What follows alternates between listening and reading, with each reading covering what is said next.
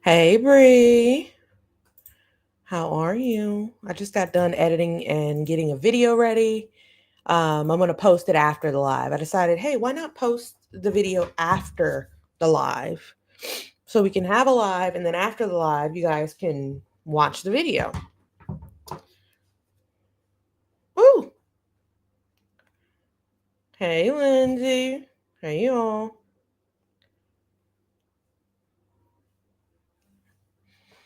I'm just doing a little bit of housekeeping. I hope everyone's doing good. I'm gonna play a little bit of music so y'all can bop in the comments.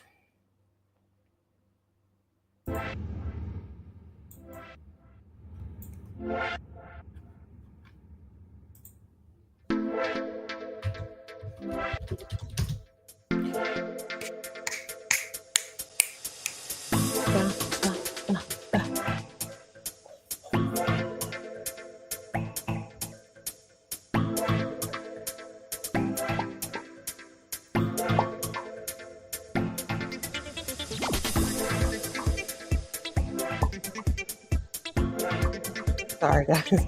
This is such a catchy.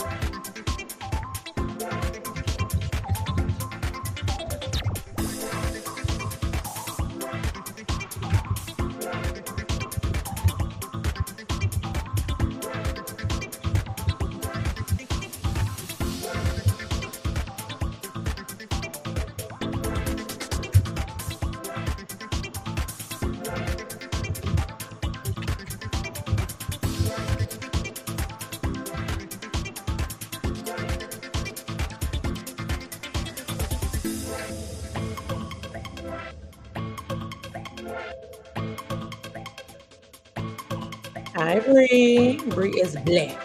I love that name. All right, let me just go ahead and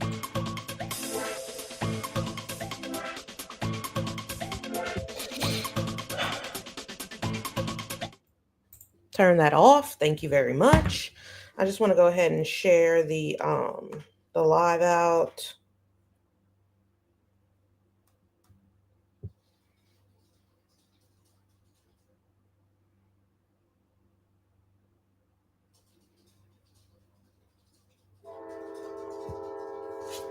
I'm just about to share the live.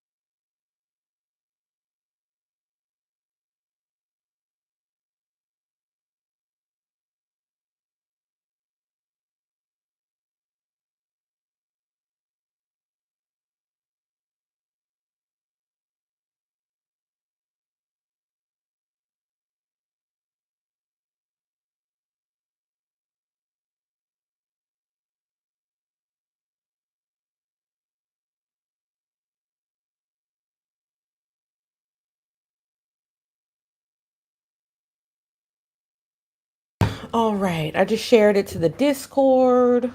Let them know that we are live. Make sure you guys have that bell hit as well.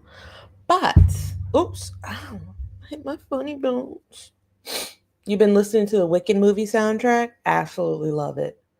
Absolutely love Popular. Love it. And absolutely love the last, whichever the last one was in the movie. You guys know where I'm getting at with that one. Um, Let's see here. So, did you guys watch the Hulu documentary with Defying Gravity? There it is. There it is. You got me. You got me. Did you guys watch the Hulu documentary with Ruby Franke and Kevin and Shari and Chad? I just want to know if you guys saw it. Did you see it? Curious minds would love to know if you saw it. My video is going up after the live. Not yet? Okay. Well, I'm going to have a video go up after this live. And it's basically a 20-minute review of that. But I think you saw the whole thing, Lindsay. I think the biggest thing that people are hanging on to now, the biggest thing that we're hanging on to, it was very sad, incredibly sad. But I feel like the biggest thing we're holding on to from it is asking ourselves, is Kevin liable? Like, is it? And I hate to put it this way, but is it Kevin's fault? Is it Kevin's fault? That's where we're at with it. After seeing that, that's the first thing that's just kind of like, meh, meh, meh. It's in my head, right? Is it his fault? Why did he leave them? And that kind of breaks, that's the best part about the entire documentary, is that it breaks down the fact, explaining why he left and all of that.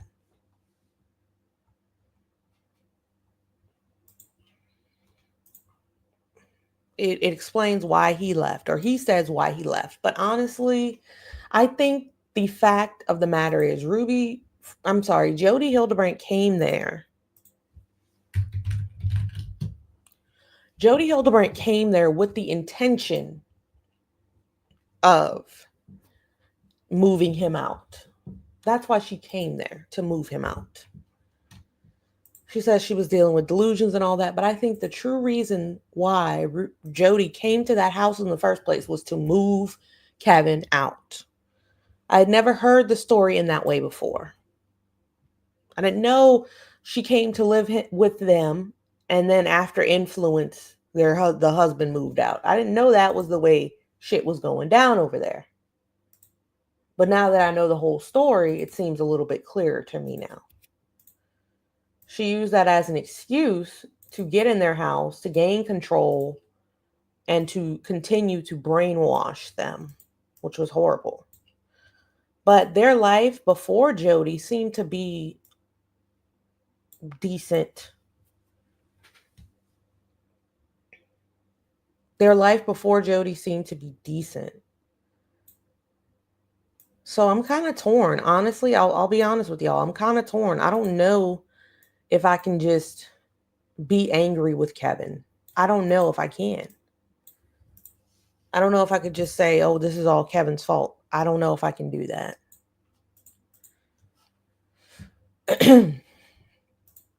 But I would love to get you guys' opinions.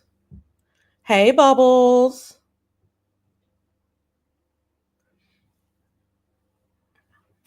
I put up a poll as well to ask people, is Kevin to blame? And I'm kind of torn. I'm very much so torn with that. Because I believed him. Like in the documentary, I believed him. I believed what he had to say. So I'm stuck in between a rock and a hard place with Kevin right now, honestly.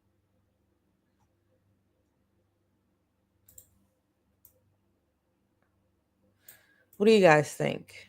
Do you guys think that Kevin Franke, is partially to blame for this, or should he be left out of that part of things? I want to know from y'all, because it is truly hard to say when you know all the circumstances, because I most definitely think it was a cult. I most definitely think they were brainwashed.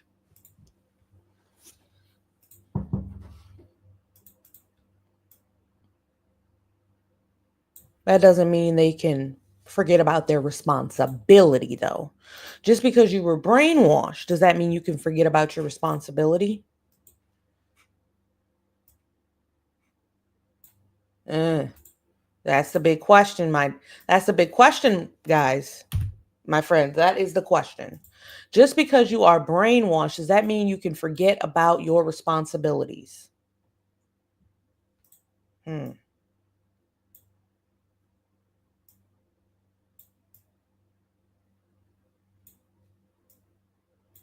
I don't know.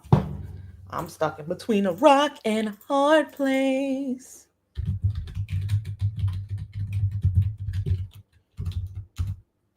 I'm just making a little thumbnail, guys. It's just something I'm throwing together real quick. My video, if you've seen it, the video will come out like right after I get off live. The video is going to go up and I'm going to love it. I'm going to love it. I think it's a really good review, honestly. I mean, if you haven't seen it and you don't want anything to be spoiled, I would recommend watching it first and then watching my review because I go in order from episode 1, 2, 3. It's about 20 minutes. It's not a long video, but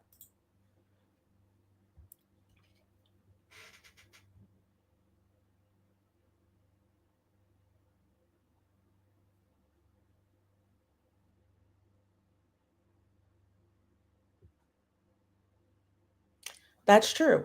There are consequences for all actions, regardless of intent or if you were brainwashed. I agree.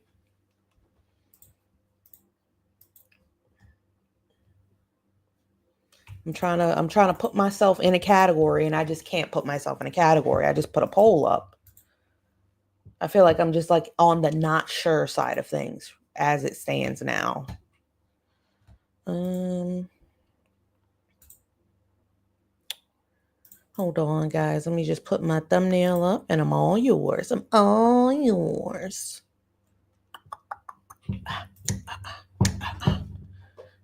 This chair keeps slamming into my desk. I don't like that. Oh, wrong thumbnail.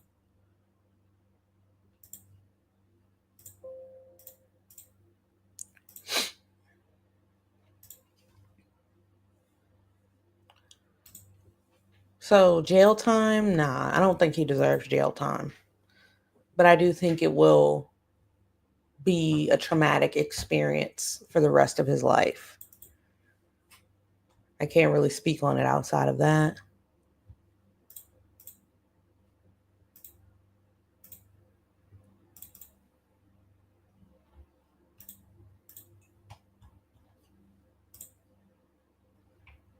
Boom.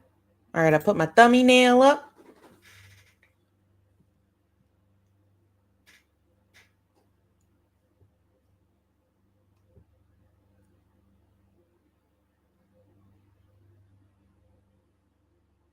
I can empathize with them to an extent.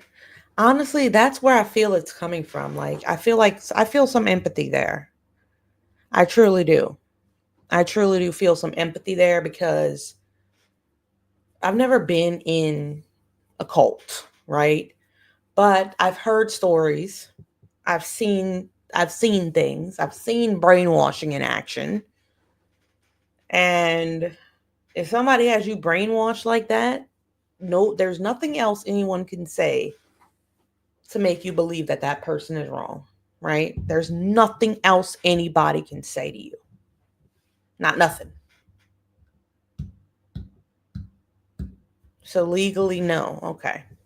All right. I'm going to play some of his interrogation. We're going to watch it and see, kind of watch it, stop, and all that good stuff. Hi, Jen. Hi, Bree. Hi, Bubbles. I'm just reading up the chat. Hi, Lindsay. How's everyone doing tonight? I hope you guys are doing good, doing well. I've been editing. Oh,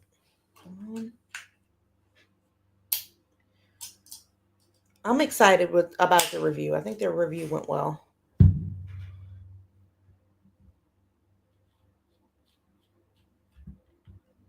Right. There's no way. There's no way he didn't see that being a problem. And he admitted that in the interview. I thought he was very, very honest in the documentary. So let's just see what he says. I'm going to stop it, might go around, but this is the interrogation here. Before we start, we're just kind of ask you a few questions about your involvement. Okay, so first, you have the right to remain silent. Anything you say can and will be held against you in the court of law. Okay, you have the right to an attorney or to have him or her present while questioning. If you cannot afford to hire one, one will be hired to represent you. If you decide to answer questions, you can stop at any time. Okay, do you understand your rights? I do. Okay, do you wish to speak to me now?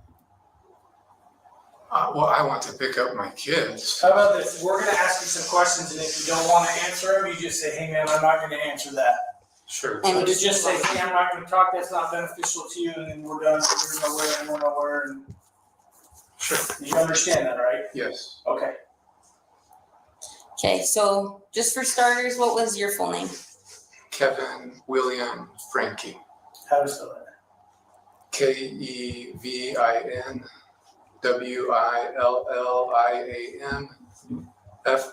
FRANKE. And what's your date of birth?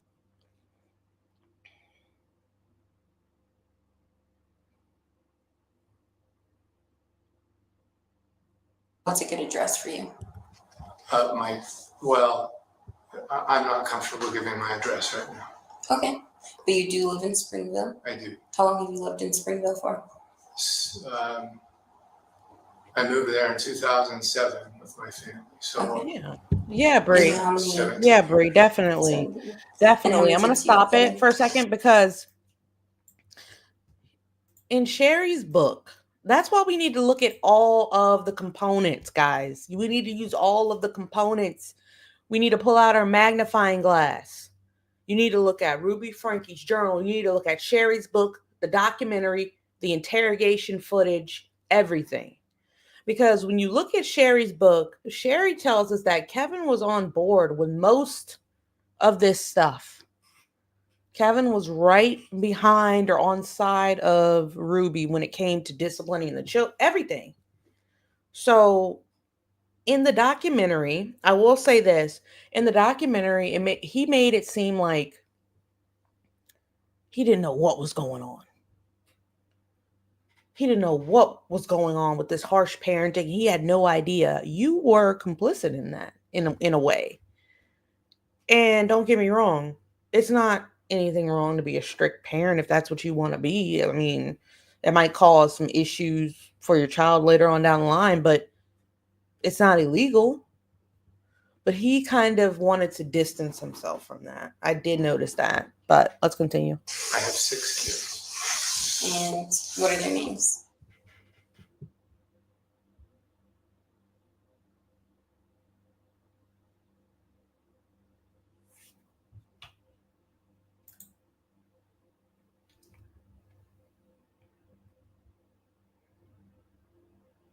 Damn, that sounds like a lot of kids he's explaining. Or they might be saying the ages. They're saying the ages, maybe? I don't know.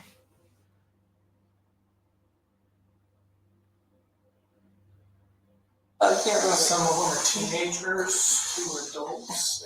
So are they all living with you or No, I haven't seen them for over a year. any of them? No, none of them. For a year. Over a year. Okay. I've been in a separation From who? from my wife and family. What's your wife's name? Ruby. Ruby. When's the last time you saw Ruby? The last time. Where's I saw Indigo? her Who's Indigo? Indigo, was- go. The 18th Of of this month, we met to.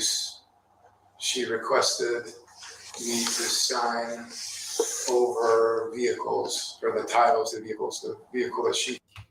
Are you serious? Are you serious? You said you haven't seen her in a year. Now I'm about to start picking you apart, Kevin. Yes, we need Indigo. Get her in here. Somebody page her quickly.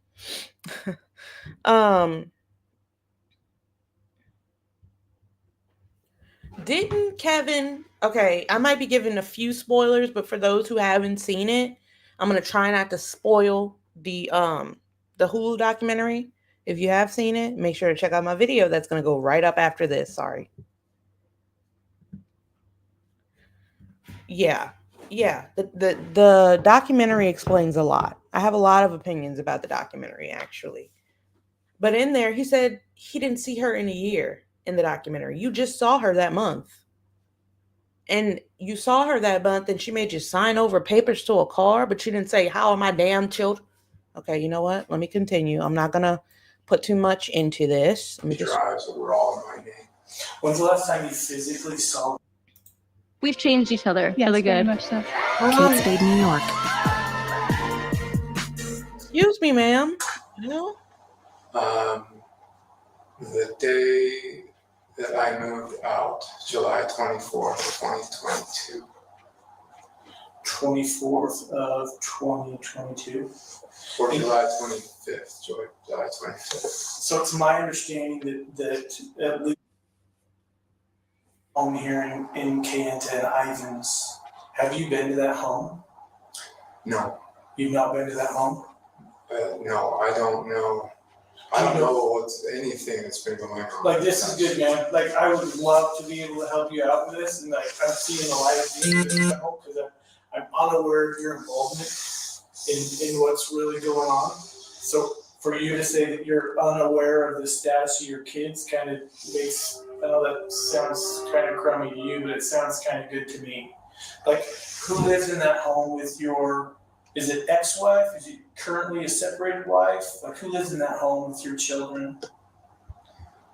To be honest, I don't know. I know that she's there with 4 of the children, and our 2 older children have moved out. They're not at your home in Springville? And I'm not trying to trip you up. I can see you're hesitant to talk to me. I understand that. well, where I live, no, Yeah. I haven't seen them for over a year. Okay. That's tough. I can only imagine how that feels when I got kids. And not seeing them for that long, that would tear a piece of my heart out. He chose not to use the rights to see his kids. Did he call a welfare check? Shari did. Shari called one. Shari did. And they told Shari because there was no evidence, they weren't going anywhere to check on anybody's kids. That's CPS for you, huh? Shari did. They tried. The neighbors tried. But there was no physical evidence, quote unquote. So let's continue watching. Of age to drive. Does she drive? I don't know. Okay. Like I said, I know nothing is going on So- in their lives or anything going on. How did you find out that you needed to come here to 55 North Main Street? I received a message that I needed to come pick up my kids from the police department in Highlands. And who is that message from? Well, I prefer not to say right now. It would just help us a lot. I'll try to figure out who reached out to you, because it makes sense that would happen. I'm just not aware of anyone who did that from our department. Right, and I'm not comfortable saying right now who reached out to me. Okay. Okay. So you haven't seen any of your kids in over a year, you said? That's correct. And then what was the last time you saw her? How old is she now? 15. She's 16. Okay. And then when all the kids left, Ruby took all of them? Yeah, she stayed in the house and I moved up. Okay. And did you ever try to reach out to the kids, drop by the home, or No. was I there? honored the no separation boundary that we agreed. I know, right? So what There was no your separation? contact. That's crazy to me because, Brie, I think you told me about Peaches. They call CPS on Peaches all the time. And CPS has visited Peaches dozens of times and nothing's ever wrong.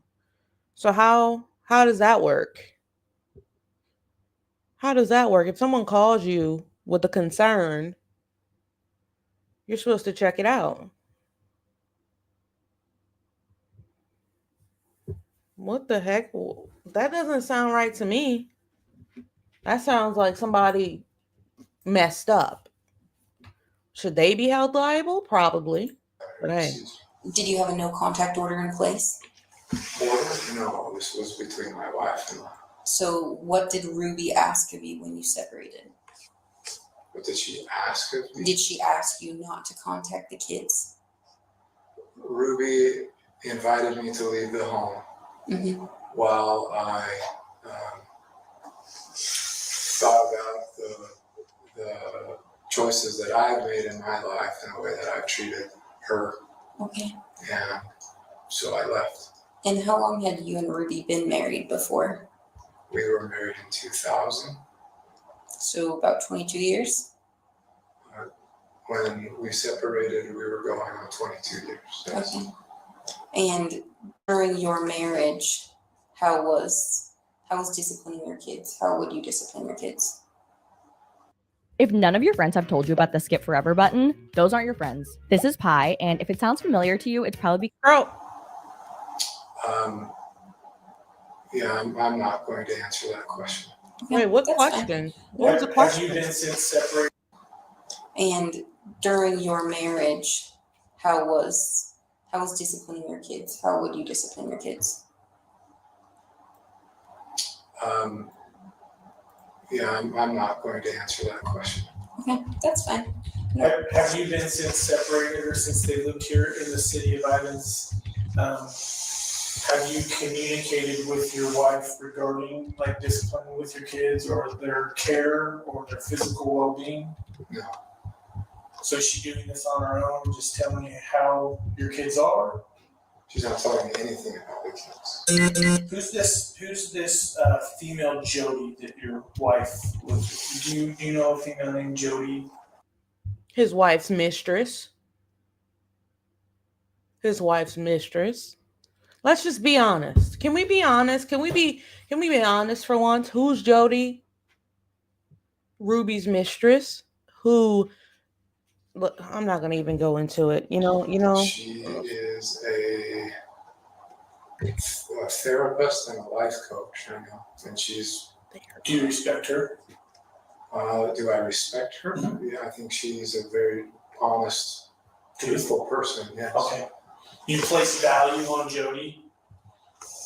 I don't know what that means. Like, do you value what she says and how she treats? Is your wife a client of hers? Is your wife a partner of hers? Is your wife a roommate with her? Your kids are living in her house is what I'm trying to say. I'm not aware of that, but I know that they've been in business for the last year filming. Who's they? Ruby and Jodi. They film podcasts, and so every week a podcast goes up and I listen to it. What's the name of it? Connections with an X. Like CON. CONNEXIONS. Yeah. And do you support them in that role and doing that and having? Do I support them in the business? Yeah, like do you support them and think that what they're doing is a good thing, or? Yeah, I support their business efforts. I think it's a good thing. Are you involved with their business efforts, or? No. Okay. So just Ruby and Jodi. Okay, in the business? Yeah. Yes. Okay. And were you involved in the 8 passengers account with your family? Yes. I was in the videos, if that's what you mean. I briefly learned about this 2 hours ago. So did Ruby more so do the videos for the family? Mm-hmm. And how long? Imagine being in a police station, being told you have to go pick your children up, and these police ask you all these questions, and you're just answering them. Am I the only one who finds that a little weird how he's just answering the questions? Am I the only one who would have been like, where the hell are my kids? Stop talking to me. He's just like being interviewed. I understand complying and all this, but he doesn't know anything about this, blah, blah, blah. And they're just grilling him with these questions, right? What did you guys do that for? She started the channel in 2015, and as far as I'm aware, at the time I left, the last video she uploaded was towards the end of 2021. Okay. And again, I'm not aware of anything she's done since our separation. I don't visit state passengers anymore. Chapter of your life that's gone. It's a past chapter, yeah. So how do you and Ruby communicate? Just through text, phone call? Through text, and if there's anything considered an emergency, we agreed that we would communicate through a phone call. Okay. And do you know her phone number off the top of your head? Off the top of my head, no. Okay, no worries. So how often would you guys communicate while she was down here? He just seems like a shell of a person. A shell of a person. That's all I can describe his behavior. Shell of a person. Why are you like this?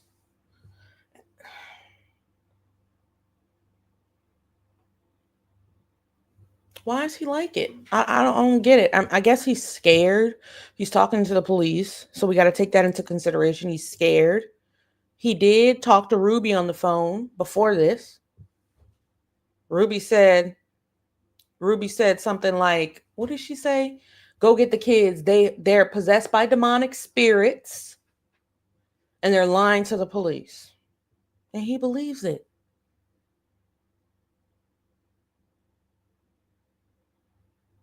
According to Shari's book, according to my resources, Bree,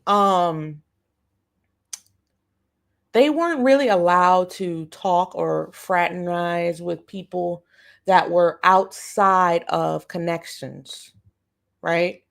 So if you weren't in connections, you're not going to go out and have a coffee with that person. You're not going to go out to a movie with the bros that are not in connections. That's just not going to happen. Isolation was a big thing for connections. So all of their friends, their family, they were all connections people. This man loved Ruby Franke, loved, adored from 20, 30 years ago. So he wanted to do, and I believe this, I believe him wholeheartedly. He wanted to do anything it took to get back in her good graces. I don't care what it takes. I want her back. It was more about her than it was about the kids. And that's real. It was more about Ruby than it was about the kids because he wanted her. He was deeply, madly in love with this person, you know? So I feel like this was every day for him. This was his everyday self. Now it's just like, what the hell's going on? You know? Well, he's not going to cuss, of course, but why am I here? Well, I don't know how often or long she was down here. We've communicated. Great ideas Stop can come from that. anywhere. No, bro. Maybe 4 times in 2023 since January. So are you aware of how she disciplines the kids or how she handles the kids with behavioral issues or anything like that? No. So you're unaware of how she does that? Yes. Okay. Are you aware of the physical condition of your children? No. I've chosen to trust my wife with the children. That was part of the agreement of our separation.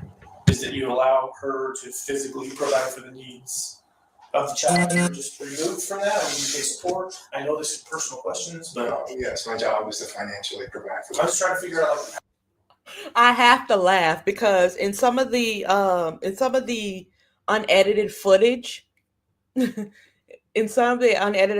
Ruby was so pissed off because the kids were running around or something. And she was like, get on the flipping couch. Like she was pissed. She used flipping instead of, and she was pissed. I'm like, damn. How much of a role do you play in the caretaking of specifically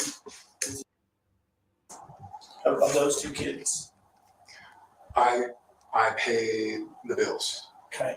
With my job, I provide the money, goes into a shared bank account, and that's my only involvement. Okay.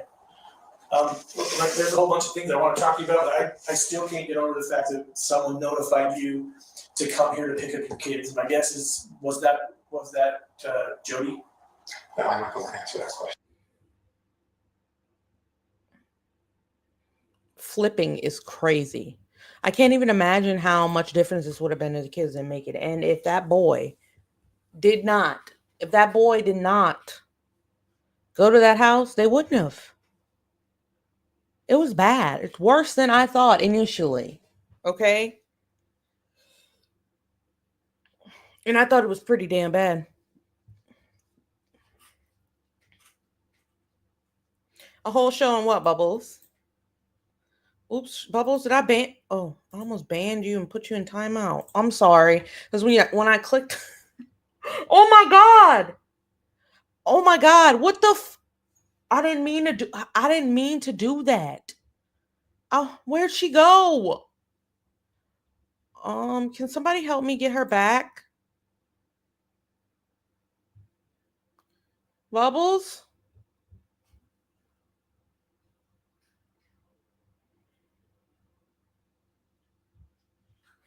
Hold on, we got to get Bubbles back. I was clicking on her name to put the comment on the screen, and oh God, this is just not right. I am sorry. How do I find them?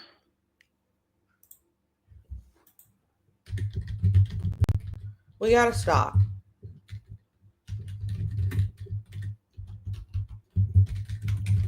Oh my God, Bubbles, I am so sorry.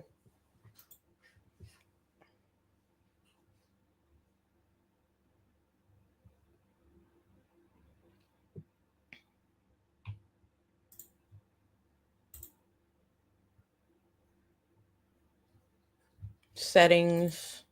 We're going to get her back. We will get her back. Don't you guys worry about it. We're going to get her back. That was embarrassing as hell. Okay.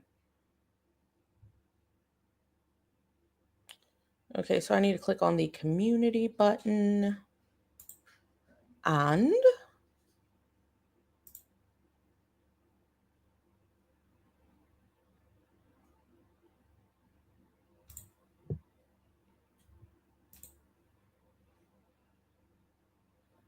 okay. Just hang tight, guys. I'm so sorry.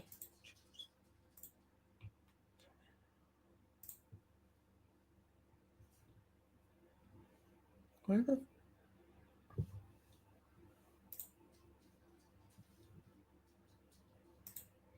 I think it'll probably be under my settings.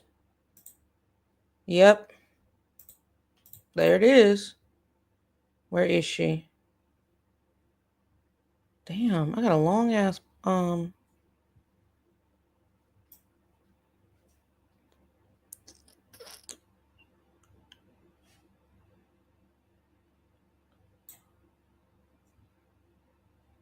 Is she back?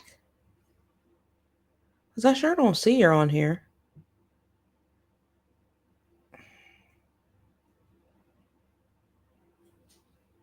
Where the hell?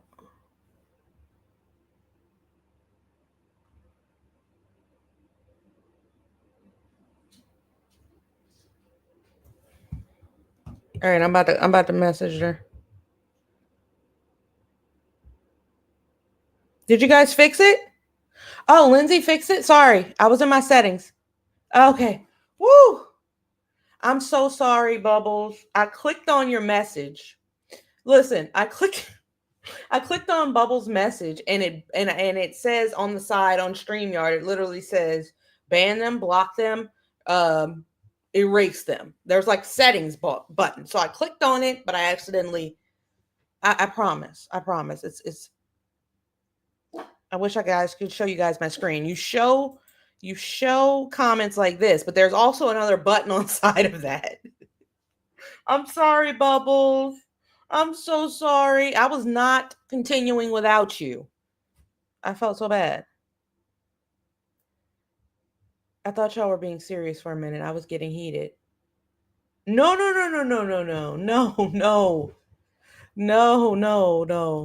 Woo! Oh my gosh, I'm so sorry because I was trying to pull up a point she was making. Wait, where is it?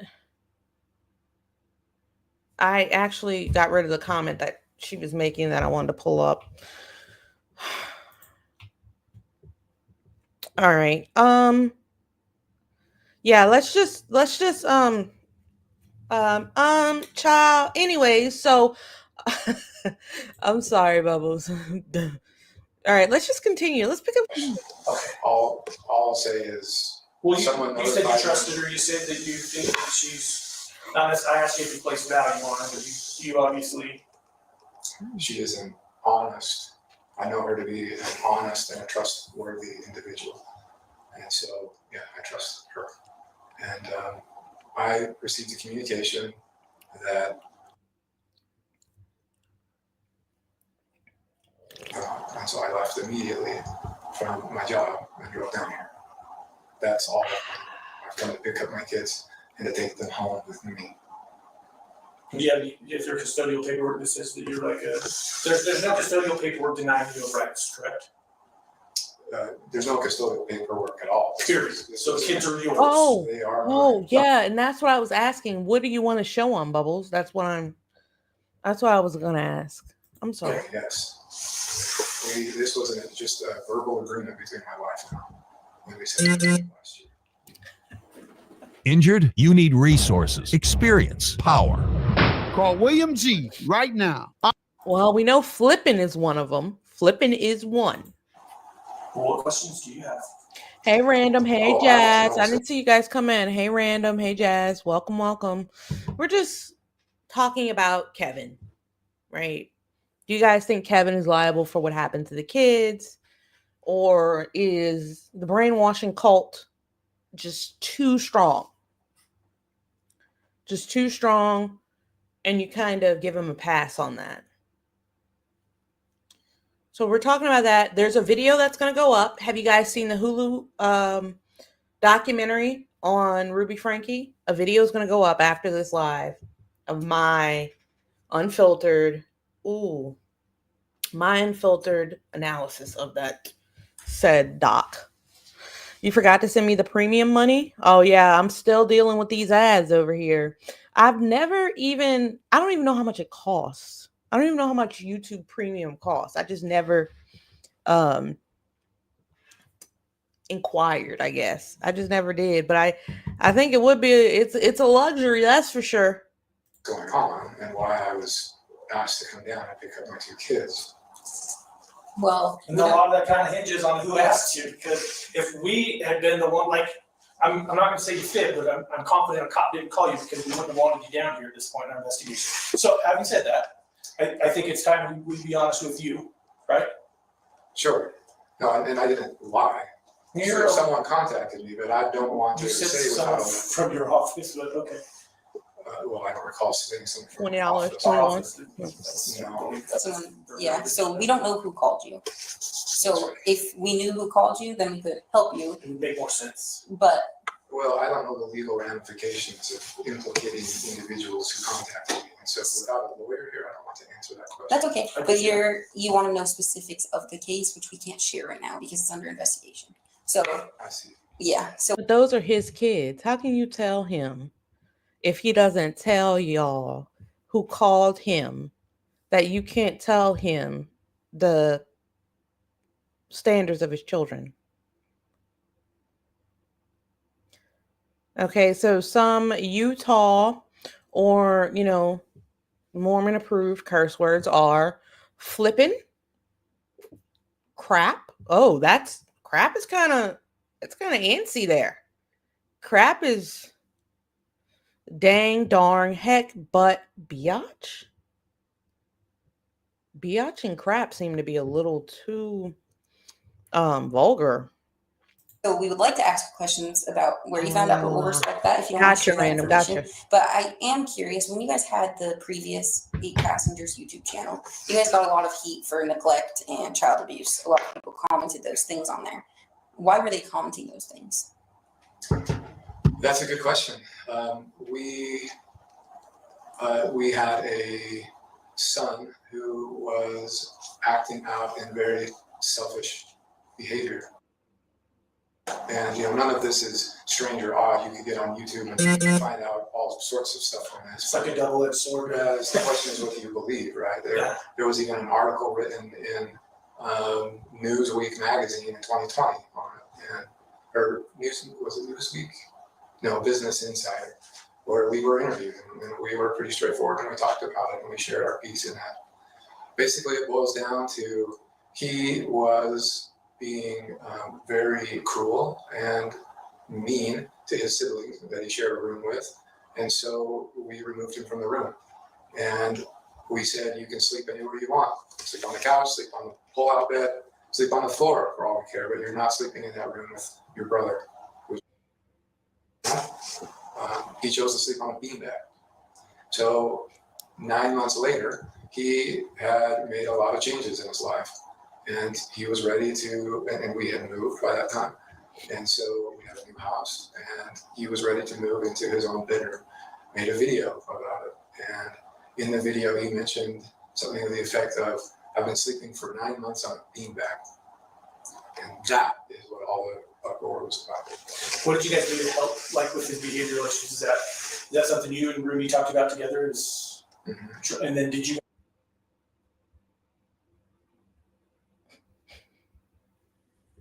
What the hell is he saying? Helping discover yourself and fix behavioral issues and things like that. Is that something you and Ruby sought out to help correct, some of the things?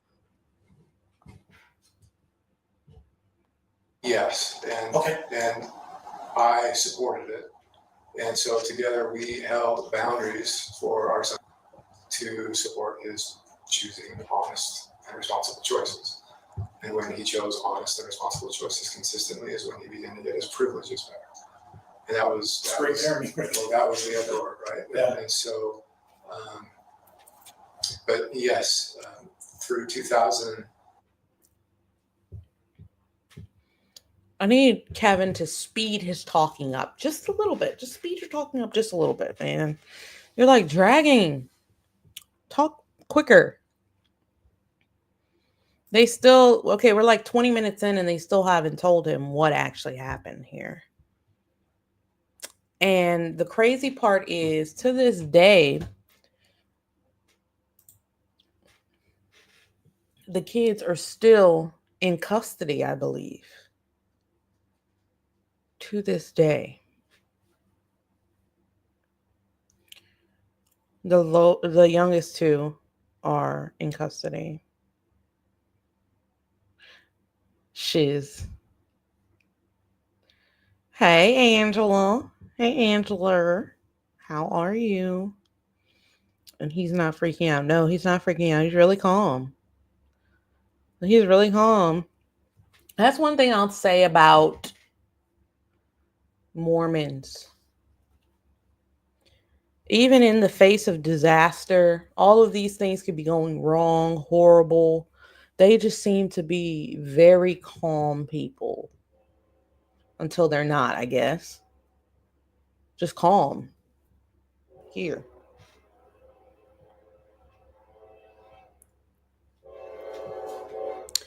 Random says, and they should be, because he clearly couldn't be responsible for his kids' safety. Okay. Do you think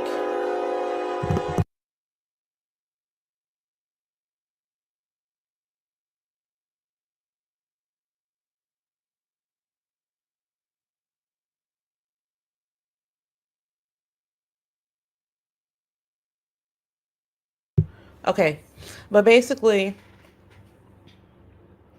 so Random, do you think that Kevin is liable in a way?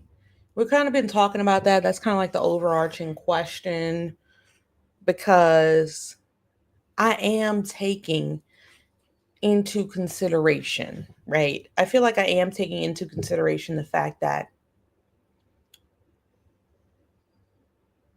Kevin was in connections. He's liable.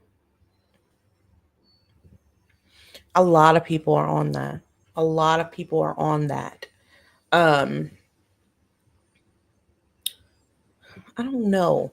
I'm kind of teetering somewhere in the middle just because of the fact that I know that people can be brainwashed. And what I feel like I'm looking at is a textbook brainwash person.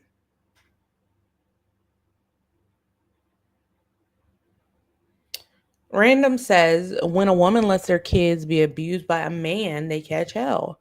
I feel like men get a pass on so much. That's true as well. That's true as well. And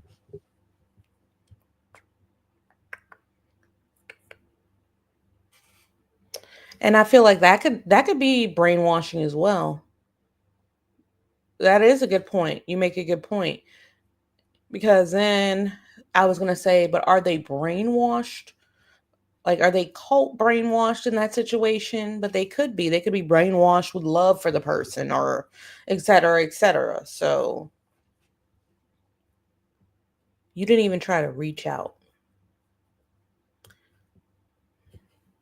You didn't even try to reach out. And I think when we look at it as not being affiliated with any group or anything like that, we look at it like, what the hell is wrong with this guy? But I honestly, truly believe him when he says that he thought this was saving his family. He wanted to get back to Ruby.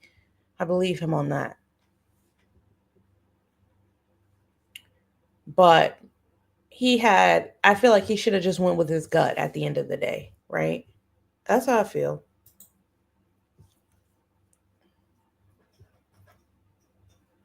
Oh God, my eye's itching.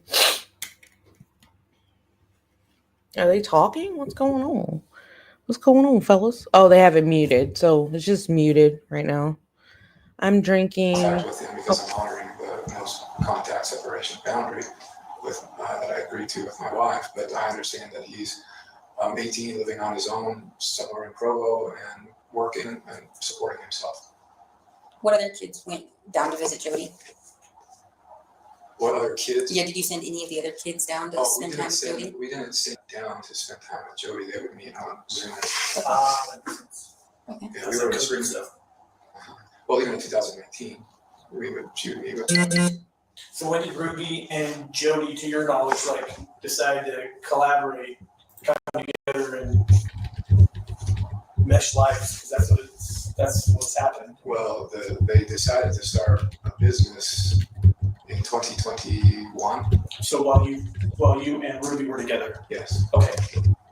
Yeah, but there were, at that period it was pretty nebulous. I don't know. What's that word mean? It was just a lot of talk, and there weren't like solid plans. It was, let's start by doing podcasts together, and then that's all I know. I know that they published a book together recently. You can find it on Amazon. It's not a secret. Actors, we can make you believe we know what we're doing, when in fact we do not. They have a book together? I never knew they had a book. Yeah. As I was saying, I feel like his love for Ruby and getting Ruby to love him, that's his main concern. He says it in the documentary over and over and over and over and over again. Even when they were kids, he would sneak and look for charts to see what Ruby's ideal man was. And he would study to become Ruby's ideal man. And he went to classes with Jodi Hildebrandt to become Ruby's ideal man. It was all about her.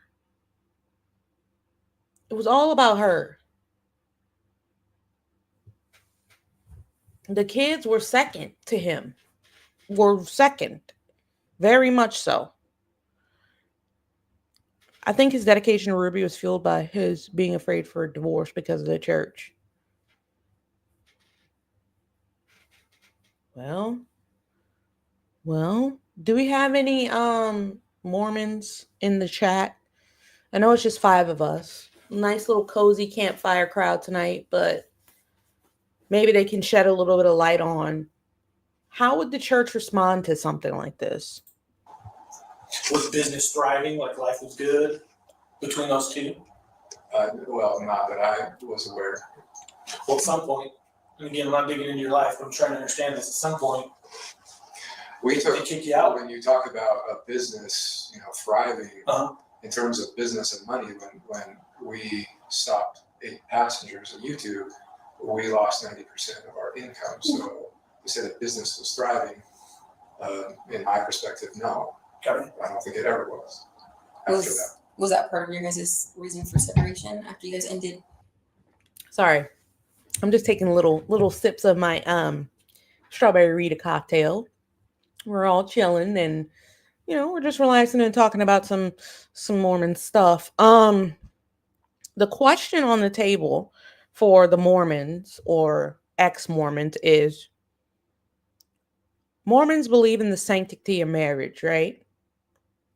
But what happens when these offshoots happen, right? And people start believing really, really intense things. What happens then? What happens when the wife goes to jail for child abuse? Is the husband expected to stay with her for the sanctity of that marriage?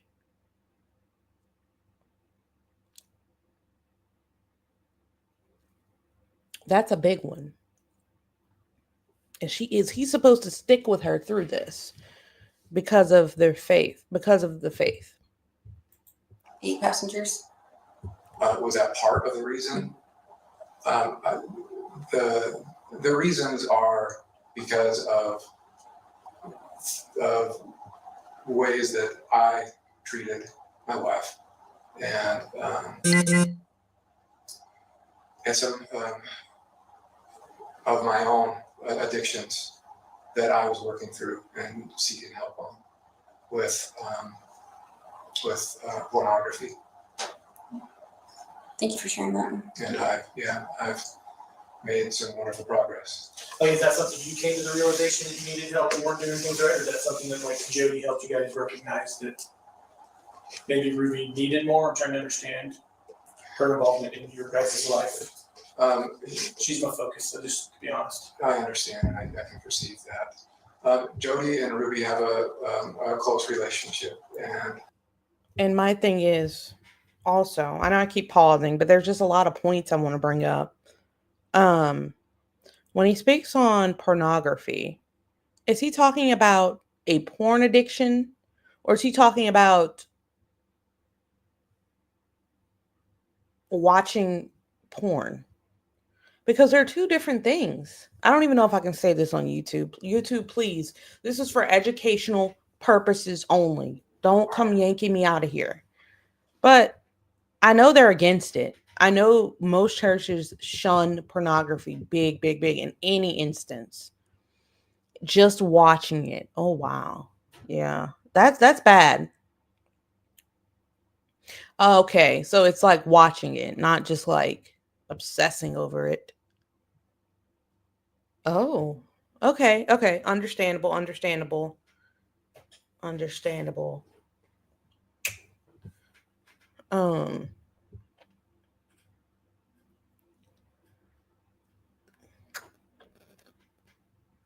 don't know. I'm gonna just hold that thought. I'm gonna hold that. I had a thought brewing. I'm gonna hold it. I'm gonna hold on to it. and Jodi saw the need for me to get help, and frankly, I agree. This space has been exactly what I need to face my own addictions and receive the support and help that I've needed. And so the space has been very, very good for me. So when you stated that you and Ruby had this no contact that you guys just verbally agreed upon, was that an idea given by Jodi that she recommended you guys have that space and not contact one another? I'm not aware of that. the invitation for me to leave and take space was from my wife. But that was while Jodi and Ruby were friends and collaborating. I feel like even if he didn't watch the porn, they would have still found a way. A meal service that even if he didn't watch the porn, they would have still found a way to kick him out. Even if he didn't watch it, there would have still been a reason that he wasn't good enough to be in that house while they were trying to abuse those kids. That was an excuse. Well, you're the custodial parent of these children. I don't see why we can't explain to you why we're involved. So I don't recall the exact time, but sometime before 11 o'clock today, we received a phone call from 911 on our dispatch that a 12 to 13-year-old boy was knocking on doors in a neighborhood asking for food and water, that he was severely emaciated, that he had What is emaciated? skinny, scrawny, malnutrition, not enough food, not enough water to sustain life. So he had he had duct tape on his extremities, on his hands, on his ankles, and those were covering rope burns that were used to tie him down. Take a second and think about what I just said. That's the condition of your son. Given that information, your son was taken to the hospital. A warrant has been applied and granted by the Department of Child and Family Services to remove both from your wife's care. So no one right now is going to have access to these two children based on their physical condition. Do you understand that? I understand. Would you condone that behavior? Would I condone that behavior? That's my job. My job is to find out your knowledge of the treatment of these based on precious your children. description, no. Again, I don't know the details, or I don't know what's going on, but as you described that sounds horrible, disgusting. No human being should be treated like that. Yeah, okay. That's my thoughts, but again, we might be different on that. We're gonna sit here for a second, okay? We're gonna go out and talk.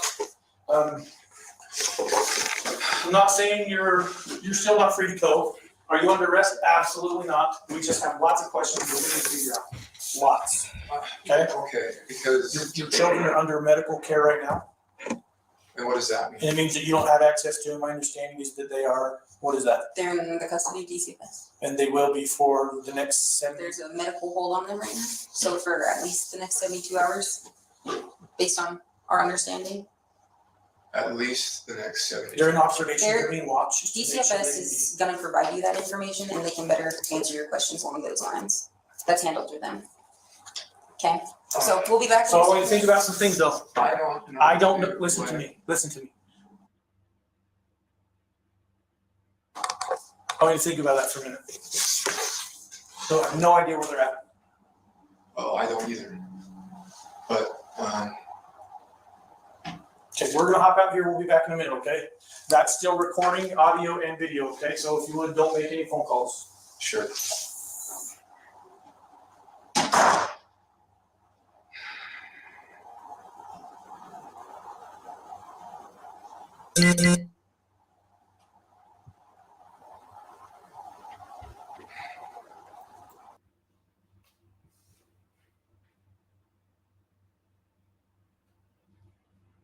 The fuck?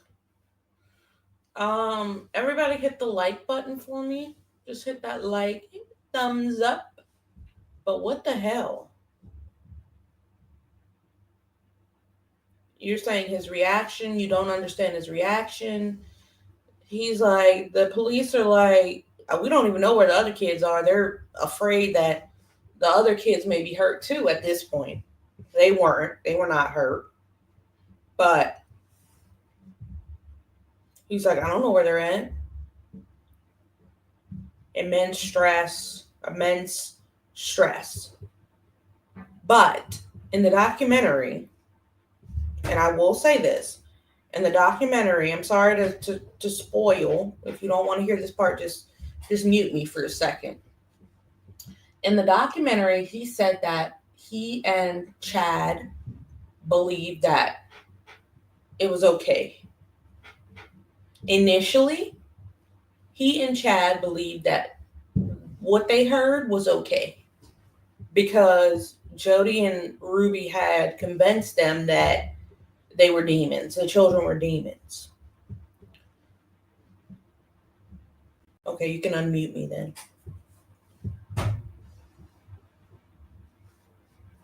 I really don't get that part. Still in this point, he was like, well, they had to do something wrong for our prophet Jodi to do this to them. He's still not in an uproar. He's still not outraged because he thought that it was justified in a way. He says that in the documentary. Crazy. Crazy, right, Random? Absolutely nuts.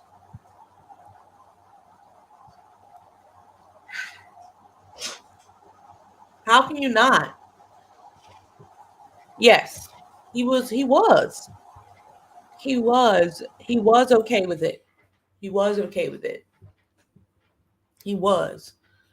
But then we have to ask ourselves, if he was still in that house, this is the important question that people don't want to think about. If he was still in that house and Shari was away and Chad was away and Jodi said, we have to do this to these kids, would he have stood up against Jodi even in the house? So people are saying, why'd you walk out on your kids? You left them alone. I'm having trouble believing that he would have done anything if he was right there. I'm having trouble. I'm having trouble believing he wouldn't have helped. So it's, I honestly, he could have been right there. All of this would have still occurred. If he's saying he believes,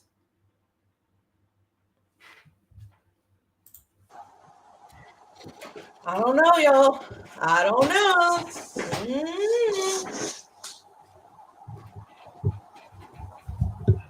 Oh, my leg. Oh, I got a cramp in my leg, y'all. Sorry.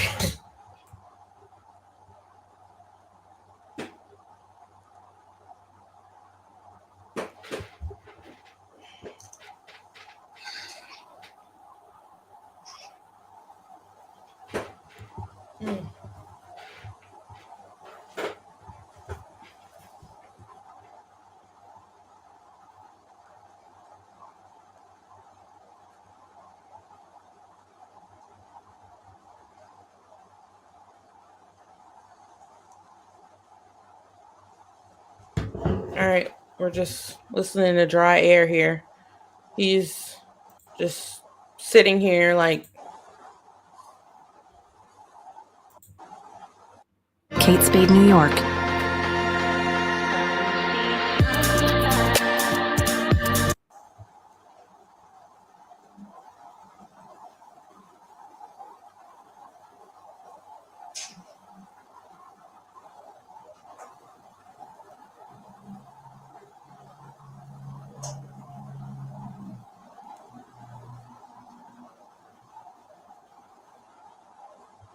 he's still here.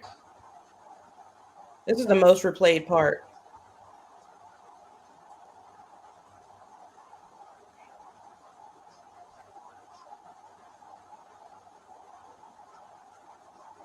This part's the most replayed.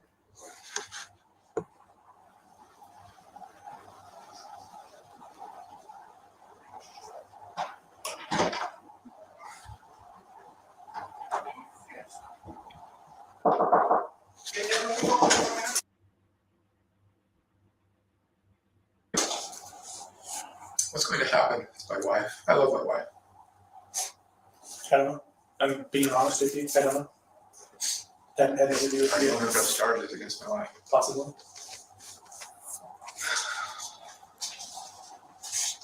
I think given the circumstances, that's highly appropriate. But again, I don't know your wife. I was hoping to gain some insight from you, but I don't necessarily know that that's something you wanted to I trust her. But Rudy wanted to travel down with me, so. Not without legal representation. Yeah, all right, I get it. I love my wife and I trust my wife. And so, I mean, this feels like getting run over by a steam truck while you're sharing with me today. Yeah, I can tell you're caught off guard. I thought I was just coming here to pick up my kids, and for what, I don't know what or why, but and I was planning on taking them back with me and just. I mean, I'd love to have a candid conversation with you. I just don't know how it's going to be received by you. I don't know you, but I can tell you my perception of how this happened. Well, I'm Whether you value interested. that or not, it's Look, I'm interested in facts, but at the same time,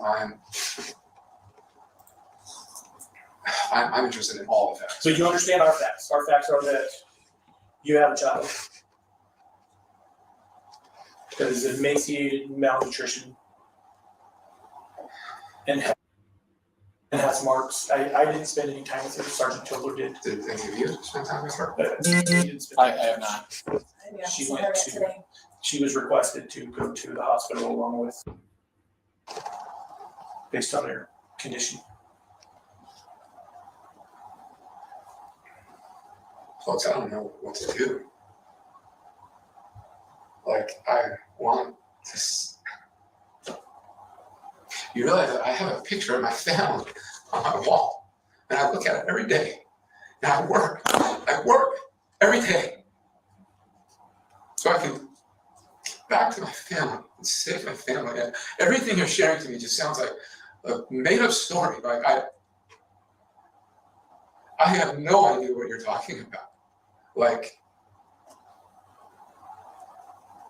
it sounds like a horror movie.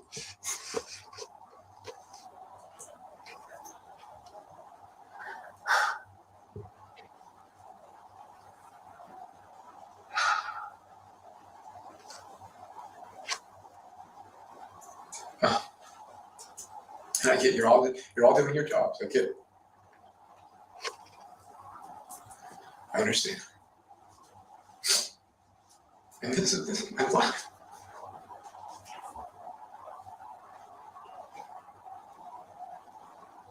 I just want my kids.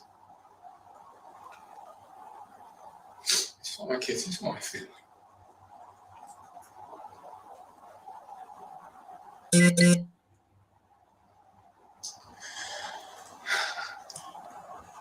We want to have you family. I don't know what's going on. I don't know why these things that you described happen. I don't know. It's almost like I want to say, I'm sorry, you must have somebody else. Because. Correct. Yep. Yep. It's like, am I in the right conference room here? No. That's what I feel like. It's real. You know, I'm having a hard time accepting this and dealing with this. I mean, you're telling me you're taking my kids from me. But then, like, we need to transfer the titles of the car to my name, you know, or we're going to cancel these credit cards and stuff like that. So just stuff related to the finances really is our only communications over the past year. Sure. We've had zero communications regarding the kids. Okay. I've had no reason to believe or think that there was anything going on. For all intents and purposes, I woke up this morning looking at the picture of my family and making my commitment today, as I do every day, that I'm going to live an honest, a virtuous, and a responsible life today. Okay. And what you're sharing with me just feels like a sucker punch.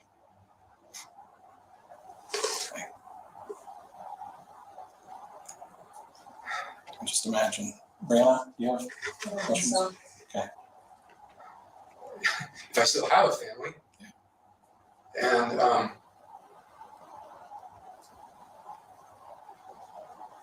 like I just I don't know what my plan. My plan is to go to God. Sure. And I figure this out. Right. And, I am just heartbroken what you all are sharing with me. And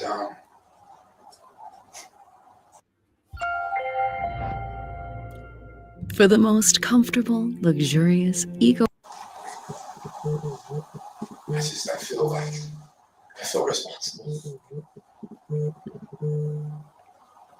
I feel responsible. Yeah. It hurts.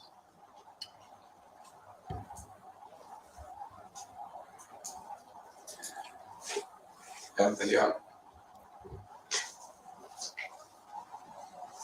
course knows a better husband.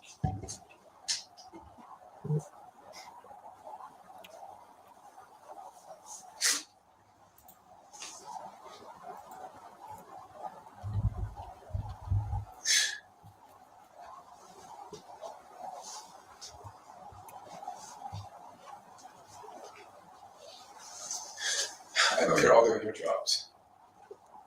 And I know you all have the best interests of my kids at mind. And I appreciate that.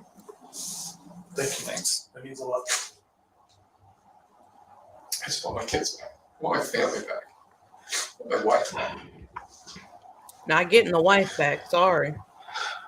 You ain't getting that back. The wife won't be coming back, baby. Wife is not. Wife Okay. I don't want this to sound rude, Kevin. We've got some. Bro. Whoo, baby. When I tell you, this is it's hurtful. This is hurtful as hell. I'm sorry. This is hurtful as hell.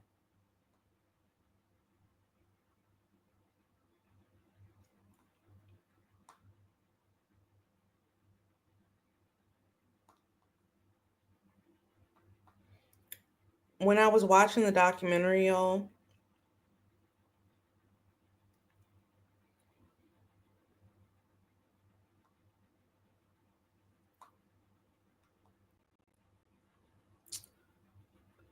I was pretty upset. Um, the first episode on the documentary had me upset because it was showing like all of the good times from their YouTube channel. It was showing all the good times. It was showing the kids growing up. It was showing all of that. It broke my heart. The first episode did. It broke my heart.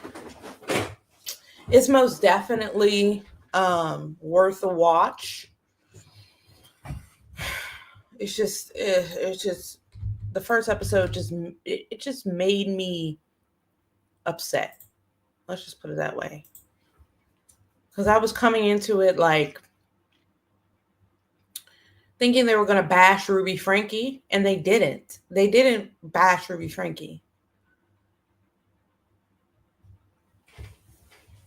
They were looking at how their lives used to be.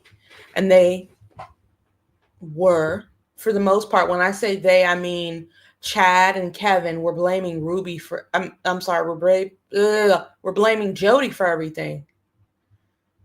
Chad and Kevin were blaming Jodi for everything. Shari was like, I don't want to ever talk to that one. I will never speak to that woman again. But Kevin, Chad, they were kind of putting it on. It was more of a Jodi thing. Chad seemed like he still doesn't really believe it's not true. I mean, it's true. So there was just a lot. It was interesting to see how those three feel about the situation. Because they feel very different. They all feel different. Yeah. Shari basically said, wait, how did the end of it go? I'm sorry. Here's another spoiler. If you don't want to see the spoiler, if you don't want to hear the spoiler, just, turn the volume down, whatever. But at the end of the documentary, Shari said, I will never speak to her again. Chad said, I think she needs to be in jail until the kids are 18. And Kevin said, I still love her.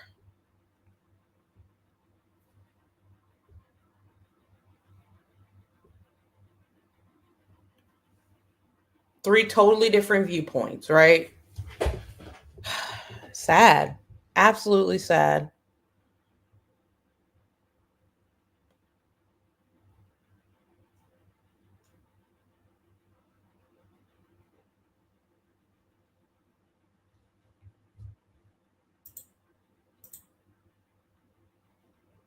Right. Yes.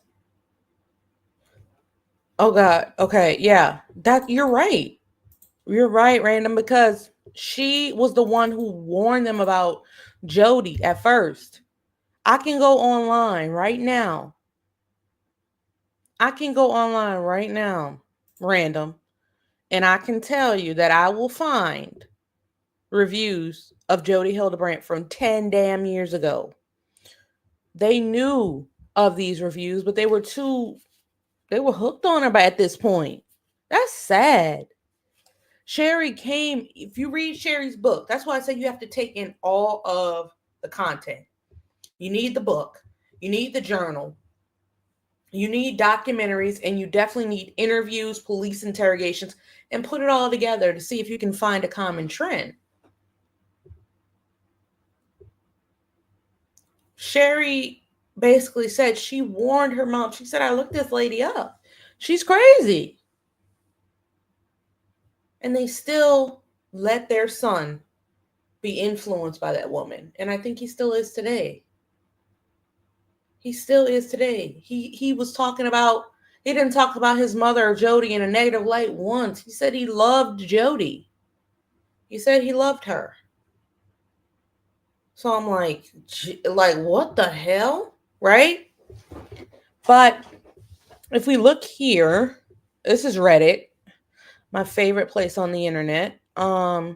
This is a picture. Both parents are responsible for a child's safety. We can make mistakes that damage us, but we have to be held responsible for our choices that harm our kids. Right. Basically, what I was saying was, okay, we're going to look at that in a second. But basically, what I was saying was, does being brainwashed excuse you from your responsibilities? Does being brainwashed excuse you from your responsibilities?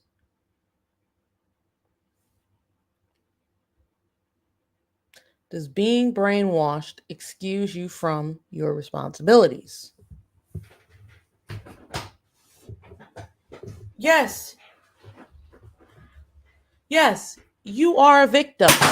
Oh my God. I'm so sorry, y'all. I'm sorry. Yes, you are a victim. You are. You are a victim. They're victims, but their children are the bigger victims. And that's what I don't understand.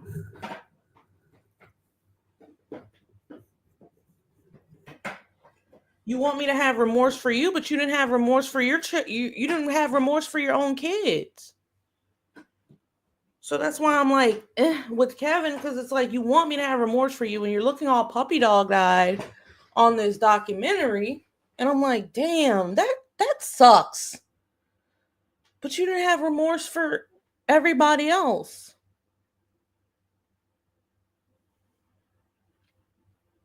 Shari tried. Shari really tried. She did her part. She reached out to her dad to find out what was going on with those kids. He blocked her. He blocked his own daughter for Ruby and the family. He blocked Shari. She went to the CPS. She tried to get a welfare check. Nothing.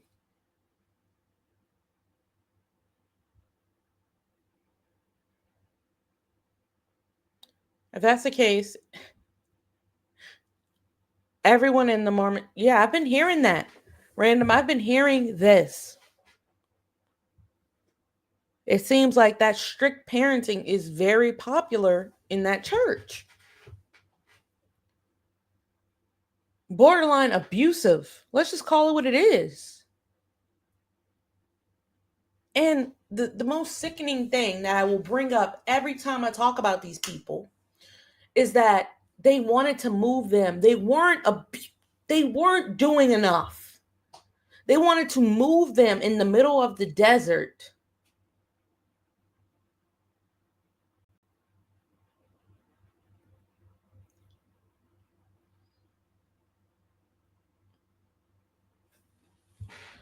Anyway, who is this? Okay, this is Ruby in jail, y'all. She looks like she's doing a yoga class with her prison girlfriend, okay? She's doing a yoga class with her prison girlfriend. She's at peace. I don't know. She's in jail. Apparently, that is a nice ass jail. What is that, a gym center? I've never seen a jail that looks this nice. Look at the floors. They aren't even scuffed up.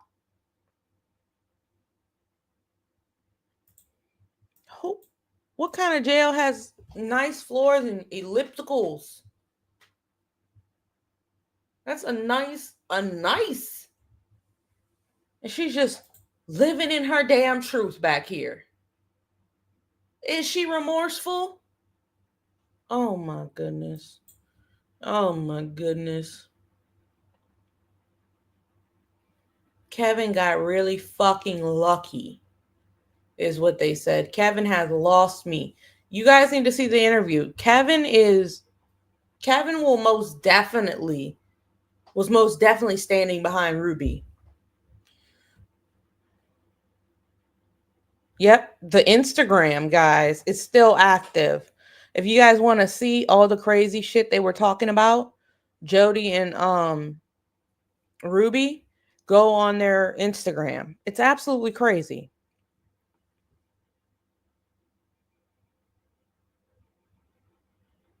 That's the Utah's prison with those Mormons is tax dollars. Yep. Look how nice it is. You just get to live in your damn truth in the yoga studio. While your children are going to have PTSD for the rest of their life, you're living in your goddamn truth with whoever that is. And she has on a watch. I mean, in prison, they get more privileges, but like, she's living in her damn... And who is this over here? Love. You know what?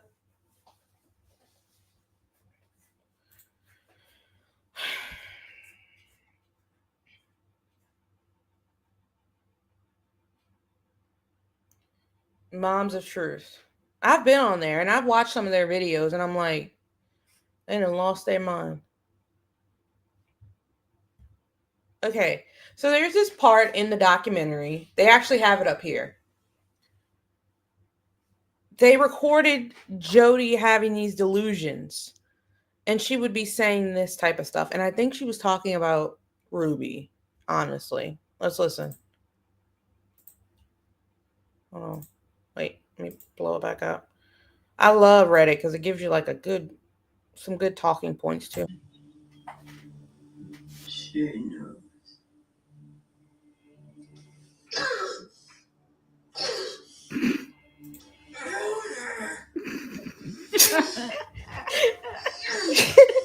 Wait, I'm sorry. The person laughing made me laugh. I was not gonna laugh. Okay, let's start. She knows.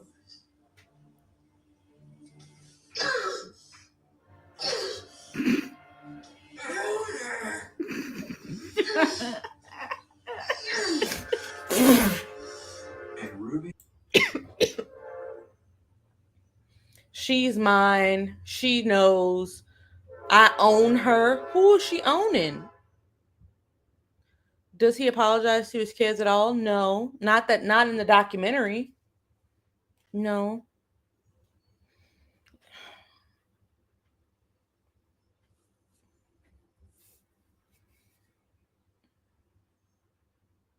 And who was hitting her in the chest? I don't know what. When this popped up, I was like, what the hell is going on? This is part of it. She knows.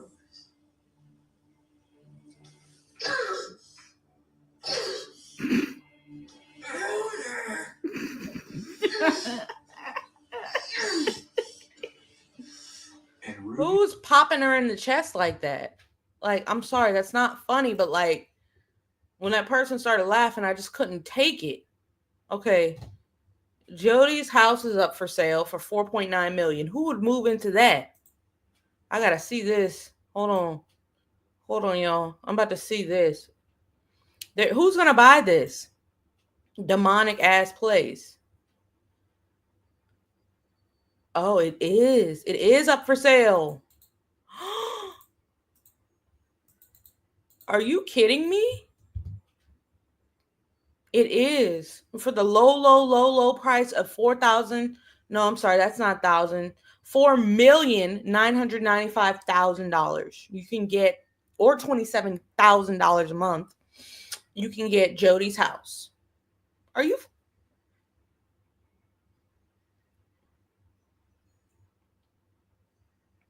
That actually looks like a compound from up top. Look at the mountains in the back. Damn. I'm impressed by the mountains. Look at that. And look at this little house over here.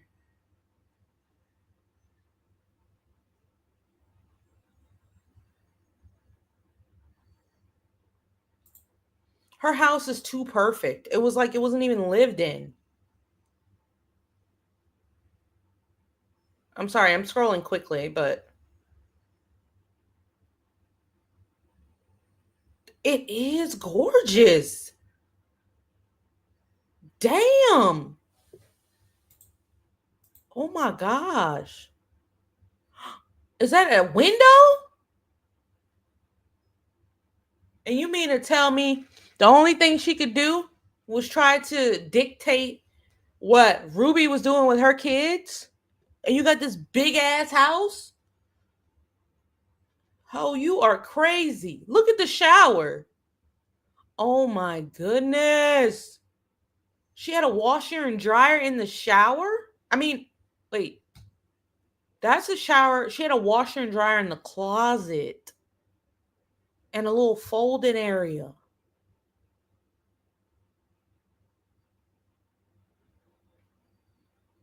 It did seem to be eerily empty, though. It's not homey. It wasn't homey when she lived in it either. Goodness gracious. There's a million pictures on here, but yeah.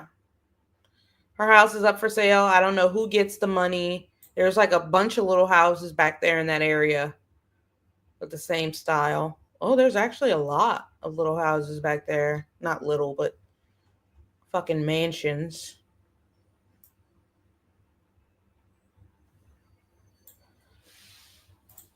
Uh, it's been listed for over a year. They're finally starting to drop the price. How does she ever afford the house is my question. Yeah, what was Jodi into?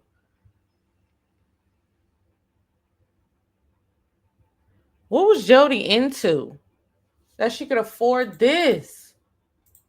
She made all this money from connections and being a therapist? Girl, no. Ain't no way. Ain't.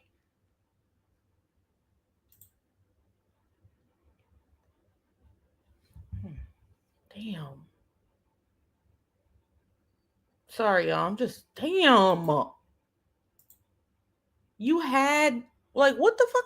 Okay, let me just stop because the house just pissed me off.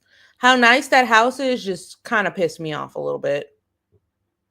Um, that's a nice house. Wow. Lukewarm take. Kevin sucks.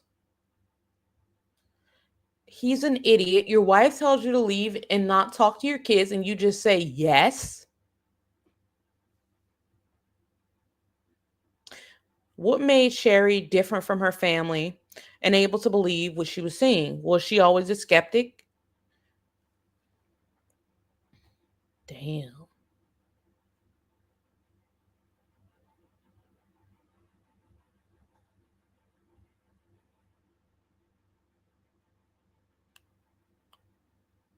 The only adult in the documentary is Shari. That is all. I'm gonna put that up.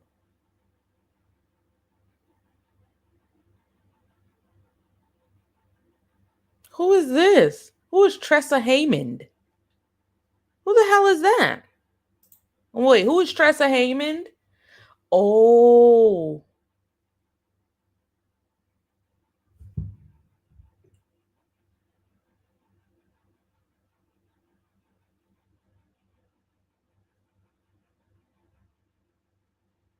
Tressa, y'all. Tressa Haymond is the Ruby Franke's friend who introduced her to Connections. So Tressa was on the documentary and she basically said, yeah, I introduced her to it in so many words. And she's feeling sad and disappointed about a certain documentary team that went back on their word. When you sign the dotted line to be on TV, they're going to spin it any way they want to. You know what I mean? That's what kind of it's me a little bit. Right?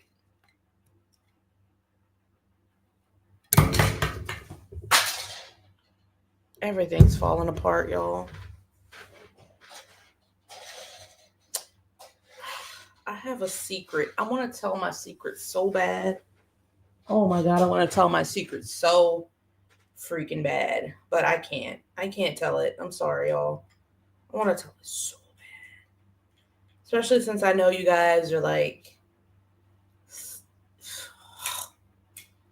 no, I can't, random. I can't.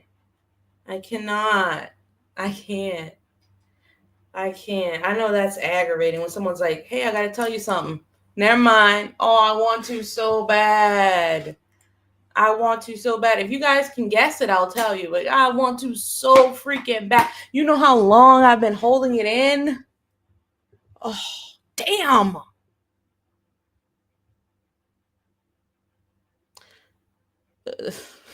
You won't tell anyone? Okay. Damn. Jodi is not doing, you won't tell, but when I repost this video, everybody, word will spread. Lindsay said, no, keep it. Yeah, I know. Lindsay's the only one that knows.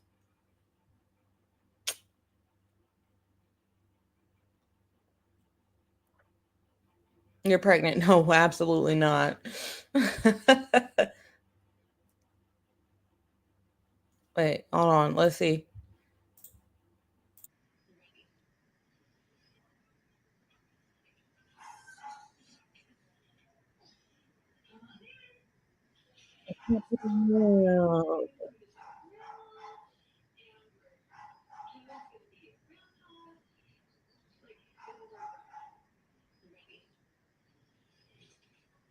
You're hiring an editor. No.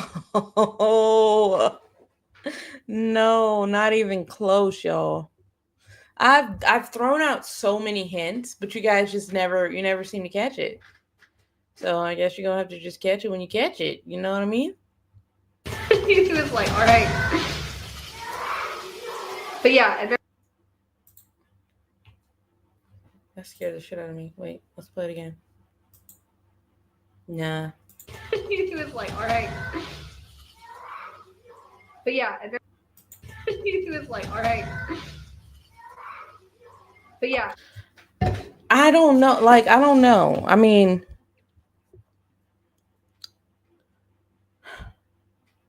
I don't even know if I can give a hint. Because I feel like if I give a hint, it's going to give it away.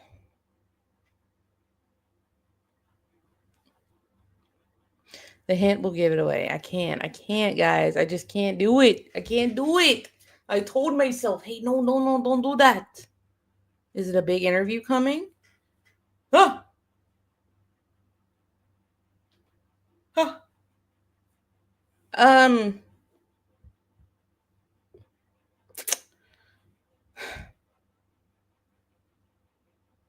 In a way, let's just put it like that. In a way. Lindsay said, no. I'm sorry. I'm not going to tease y'all anymore. I can't tell you guys. It's big. It's big. Big.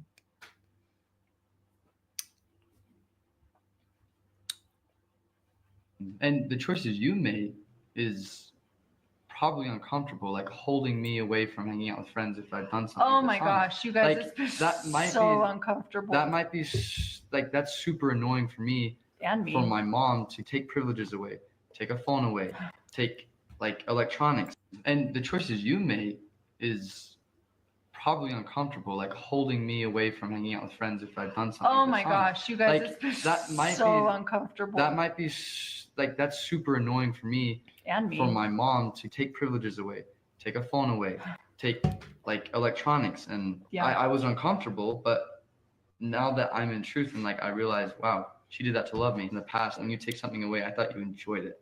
Like you No. enjoyed taking something away. And the choices you made is probably uncomfortable, like holding me away from hanging out with friends if I've done something. Oh my dishonest. gosh, you guys, Like, it's been Brie, no. No. It's not an interview. And it's not Brie. It's me. Oh. Okay, I'm gonna shut up, y'all. Please look up Parade of Homes. What is that? What is that? Do I need to know about this?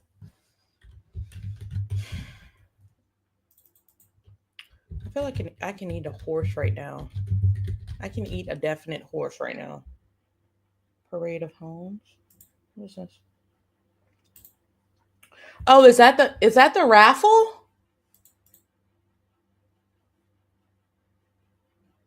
Oh, I never get a ticket. I never do.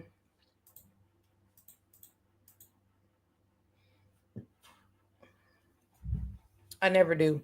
Parade of Homes is something that they do here in Louisiana where you purchase a ticket and it's a big raffle and it goes to, I think it goes to cancer research, I want to say.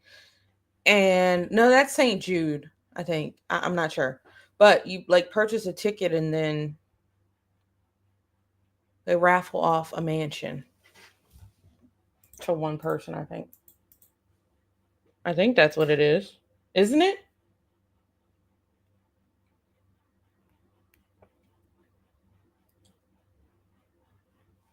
Or is that St. Jude's?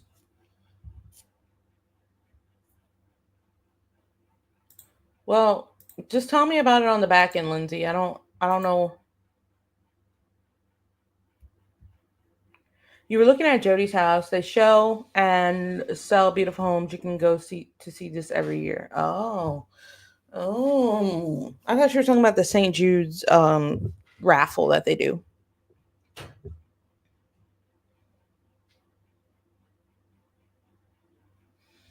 And Shari said that she cleaned blood off the walls. Like, I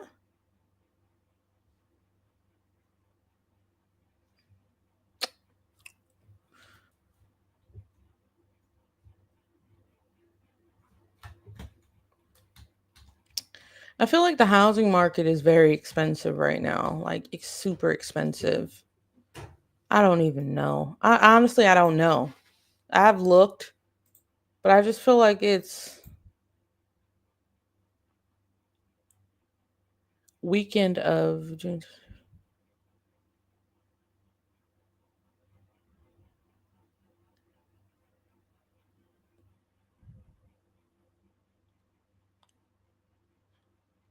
Is it all like subdivisions or it's weird. You're going to tell me more about it. You'll tell me more about it, Lindsay, on the back end. Well, guys, Mardi Gras is coming up in New Orleans. So I'm probably going to go to a parade or two. I don't know. Might see Gypsy out there trying to show some beads. I don't know. Okay. But Mardi Gras is coming up. I usually don't go to parades, but apparently I'm going to two this year. I have family in parades, like riding, throwing the stuff out. If you've never been to a parade, a float, it's really interesting. It's really fun. It's a ton of people. They get together, play music, eat food. throw trinkets out of floats, and it's a good time. Mardi Gras is a good time. So that's coming up for me.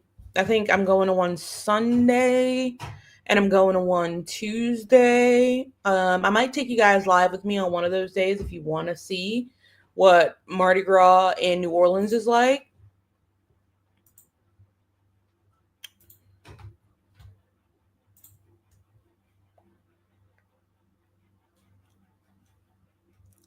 Who unfollowed me? Somebody unfollow me. I'm going to kick their asses.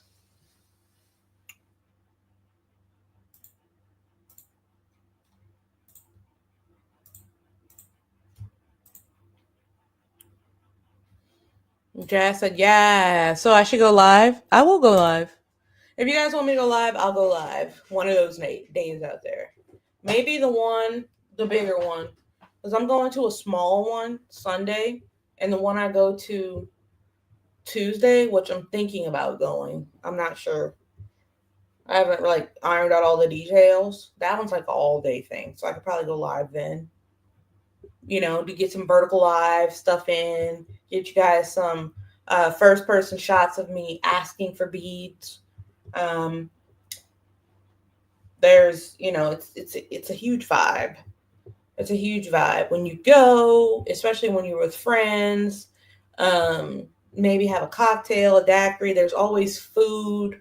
It's like a fair food too. It's the greasiest, artery cloggingest food. It's like funnel cakes and all that good stuff. It's great. If you've never been to New Orleans for Mardi Gras, I suggest you try it out. Or just, I promise you will see Gypsy Rose with beads around her neck in the coming days somewhere. She's going to go out there. I promise you. I promise you. And if I see her, I'm going to pull I don't know what I'm going to do. Honestly, because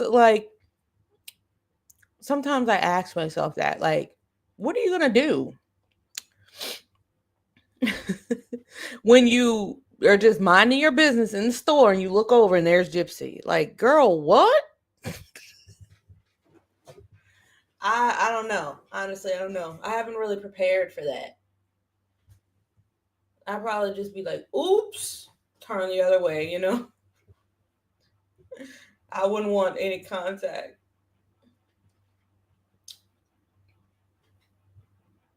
Why is Donald Trump's orange self sitting on my screen like this? Look at him. He's a disgrace. I actually went to Pride New Orleans a few years ago. It was so much fun. Yeah, I've been to Pride before, but it wasn't in New Orleans. I've gotten invited, but I didn't go. I did go to Pride in Baton Rouge, which is the capital of Louisiana. And where are you from, Jazz? Let me know. But Pride in Baton Rouge is a vibe. But the only thing about it that was kind of weird was that it was held indoors. I don't know. I don't understand why they held it indoors. But it was really fun. You got to get a lot of good information and stuff like that. I actually love that. You're from Atlanta? Do you live in Atlanta currently? I'm sorry, I'm just asking too many questions. It might be this Strawberry Rita buzzball I just had. I've been to Atlanta once, I believe. Yep, I went to visit my cousin in Atlanta once, years ago. Years and years and years ago. You just moved? Okay. How is Atlanta? Atlanta's a big city. Houston's a big city.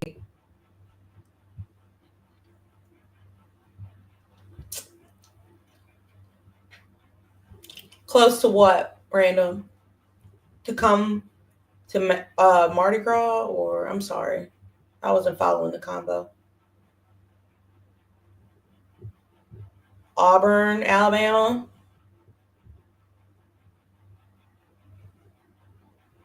We wanted to have a little break and went to New Orleans Pride. Auburn. Okay, I've been to Birmingham, Alabama. I've been to Montgomery, Alabama. Random says, when I was in high school, we used to go to Freaknik. What is that? What is Freaknik? That sounds freaky as hell. Freaknik. Picnic, Freaknik.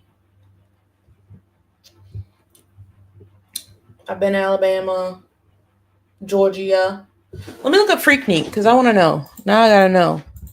What the hell is Freaknik?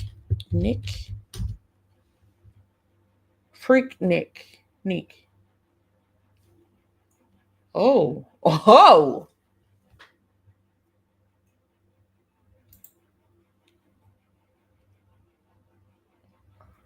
Oh yeah, that's an old school party right there. It's a street party, like a block party. Let me pull it up so I can show you guys. Well, get Donald Trump's ass off my screen. I'm sick of that dude, man. Like, somebody just needs to remove him from office. Like, he needs to be impeached. What are you waiting for? Love me like you do. Like, girl, get that dude out of there. Pissing me off. Okay, let's see.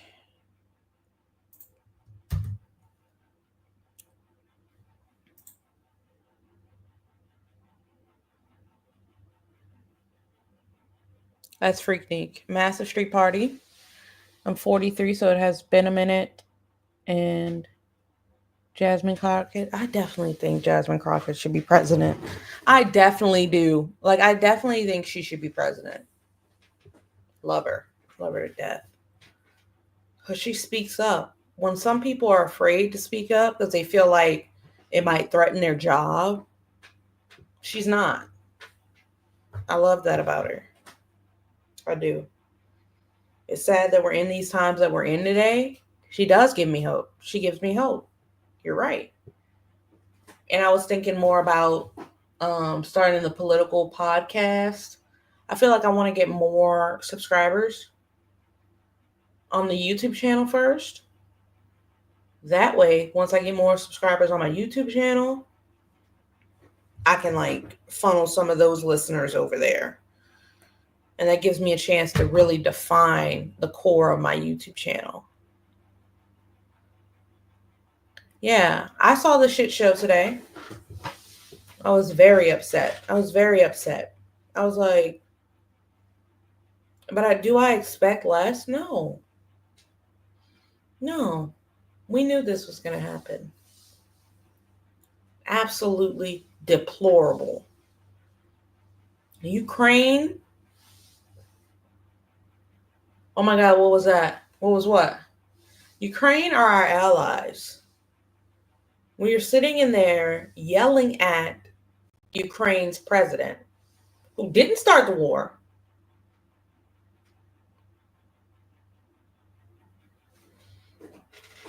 It makes it seem like you're siding with Putin. Our government is siding with Russia. That's not weird to anybody.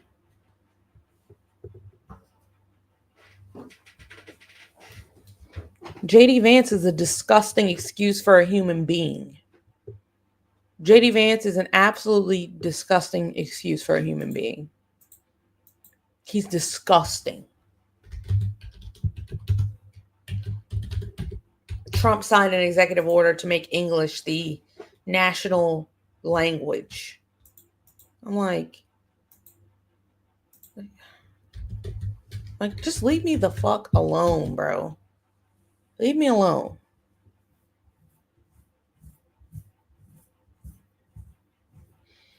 Elon Musk welcomed his 14th child.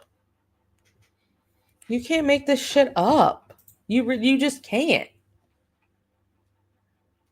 And he's supposed to tell us how to run this country.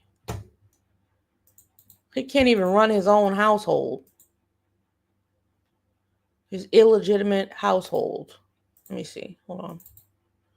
I'm gonna pull this up here because I'm on Instagram. Instagram gives me all the updates as well. So the Shade Room is a good one to follow if you like tea. I love tea. So this is what I was looking at here. Look at this shit here.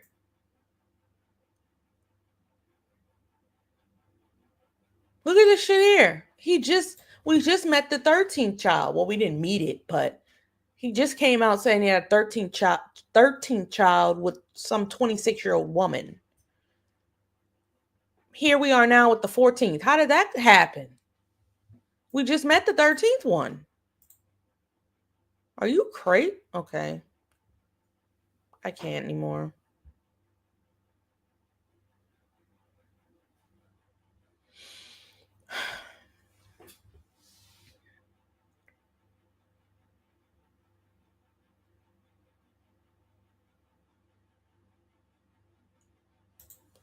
Zelensky says, "Thank you, America. Thank you for your support. Thank you for the visit. Thank you, President of the United States, Congress, and the American people. Ukraine needs just and lasting peace, and we are working for exactly that." I'm sorry. I'm so sorry.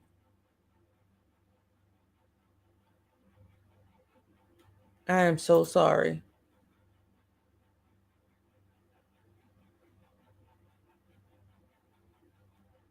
Trump cut the meeting short and released a statement saying that Zelensky can come back when he is ready for peace.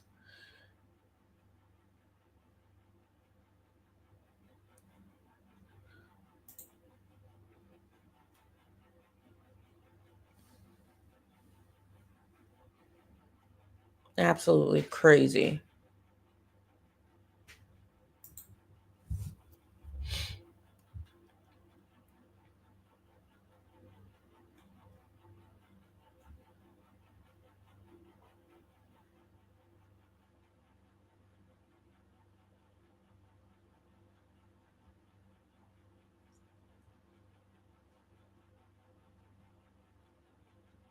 Sometimes you just gotta ignore the shit. You just gotta ignore it. You just gotta go on with your life. And why am I in my DMs?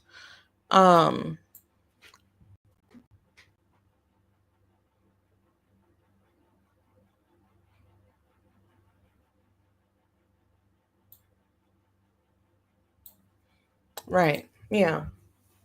It's like Zelensky, he's put in between a rock and a hard place because he feels like he has to bow down now. And Trump is making him feel like that. Like you have to bow down because you need our resources and our help. I'm the type to say, fuck you, fuck your money, go side with the dictator. That's the type of leader I am. My whole country might be in jeopardy, but I would fuck you. If you think this Russian dictator deserves to come and take over my territory and you're going to talk to me like I'm the aggressor, fuck you. Fuck you, right? That's what I would have said if I was Zelensky in there. Fuck you. And threw a mean right hook. Hey, I'm sorry. That's just what it is. But he feels like, I do need this money. My military needs this money. Russia has more than us. To see them belittle and berate that man who's already been through so much.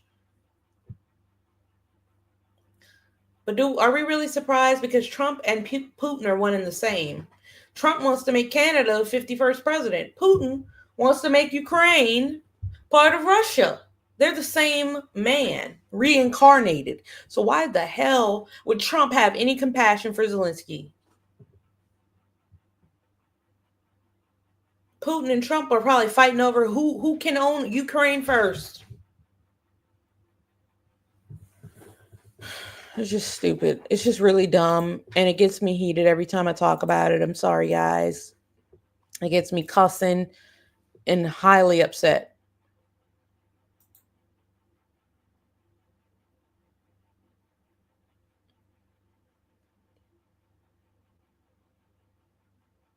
Pisses me off.